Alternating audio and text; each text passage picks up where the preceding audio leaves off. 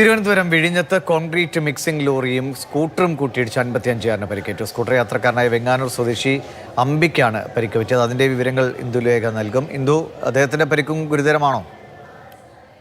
ദിവിഷ്, അദ്ദേഹത്തിന്റെ പരിക്കും ഗുരുതരമായിട്ടുള്ളത് തന്നെയാണ്. കാരണം മിക്സർ ലോറിയും അതുപോലെ തന്നെ സ്കൂട്ടറും കൂട്ടിയിടിച്ചാണ് പരിക്കേറ്റിരിക്കുന്നത്. 55-കാരനായ അമ്പി അത് വിഴിഞ്ഞം മല്ലൂർ തുറമുഖത്തിന്റെ കവാടത്തിന് സമീപത്ത് വെച്ചായിട്ടായിരുന്നു ഈ അപകടം നടന്നത്.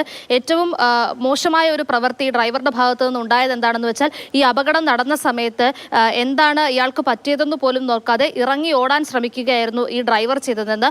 അപ്പോൾ തന്നെ ചുറ്റും കൂടി നിന്ന ആളുകളും എല്ലാം കൂടെ ചേർന്ന് ഇയാളെ പിടിക്കുന്ന ഒരവസ്ഥയുണ്ടായി. അദാനിയുടെ ലോറിയാണ്, അതായത് വിഴിഞ്ഞം തുറമുഖത്തെ അദാനിയുടെ ലോറിയാണ് ഇത്തരത്തിലൊരു അപകടത്തിൽപ്പെട്ടത്.